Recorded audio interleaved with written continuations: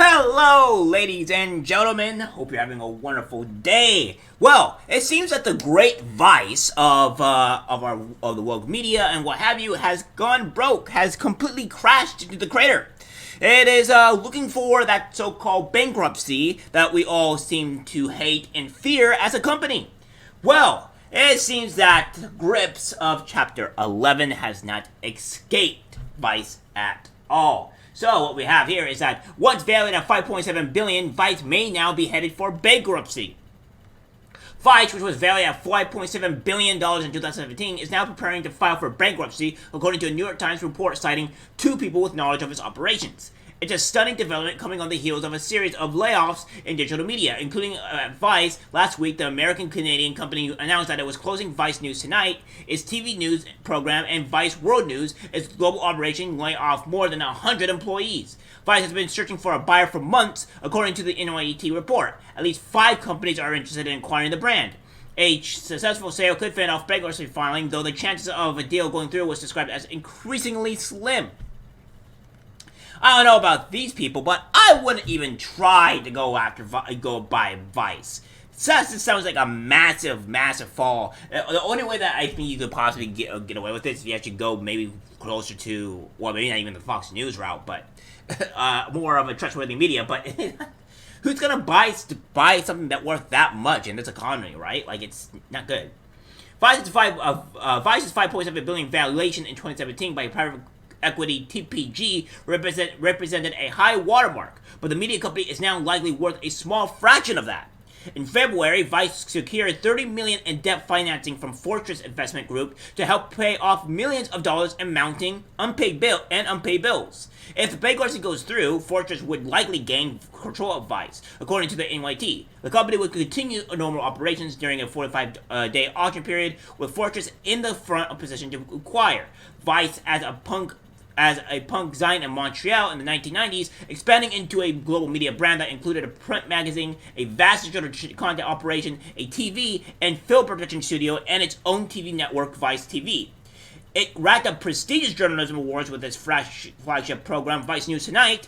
Vice's brash reporting style helped define a new era of news, starting in the mid-2000s. That courted a younger audience while drawing hundreds of millions of dollars investments from establishment media companies, including Disney and Fox. The company, however, has failed to turn a profit for years, losing money and resorting to successive rounds of staff layoffs. It has been a tough few months for media. Last month, BuzzFeed laid off staff and closed its new operations. Fox, Gannett, NPR, 530 Night, National Geographic, and The Washington Post have likewise announced layoffs amid a downturn in advertising. Well, woke media and all this stuff is starting to collapse. Great work, guys. See, this is what happens when you think that the majority of America or people watch your garbage. They don't. They hate your garbage, and this is a perfectly good example of why that is. Now, if you really guys don't believe me, we have the New York Times that's really talking about this. Vice is said to be headed for bankruptcy. So it's not just this that, seems to be eluding the, trying to catch that crate to Chapter 11 and quick. So I don't know about you guys. It seems that this is hilarious in its own right, because we're having a whole bunch of people just single-handedly collapsing the whole thing. It is to be seen, right? And all this stuff, to what is seem to just collapse and not do well. I think all of these things are crazy. Now here we have Rupert Murdoch, who said, "Who heard of Vice Media? Wow, an interesting effort to interest millennials who don't read or watch established media. Global success." Yeah, Murdoch is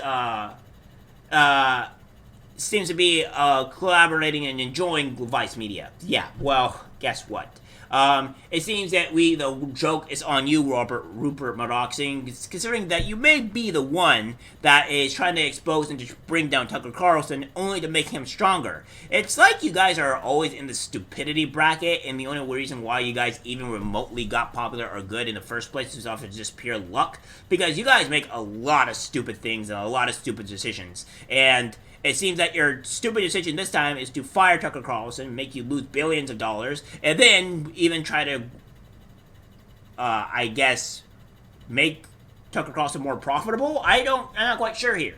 So yeah, we have a lot of these things that that is going on. So we have the Vice Guide to Sex and Drugs and Rock and Roll. Like a lot of these things that they did it, or what have you. These are things that Vice has been doing for years now.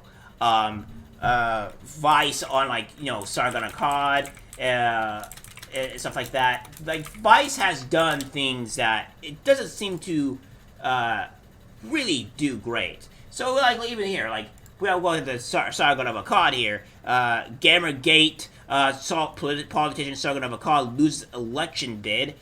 This was in 2019. And Sargon Akkad, the YouTuber who made rape jokes about an MP, got milkshaked. And then, it's things like this, how you expect to really think that you're going to be going anywhere with this type of stuff, right? Like, you think that you're making these great things. And it comes to the reality that nobody likes your stuff. We knew you were fake news and fake media. You and BuzzFeed got the hammer as you deserved, and there's nothing else to say to it. Alright, well, that's it for the video, guys. Like, subscribe, share, and as always, take care.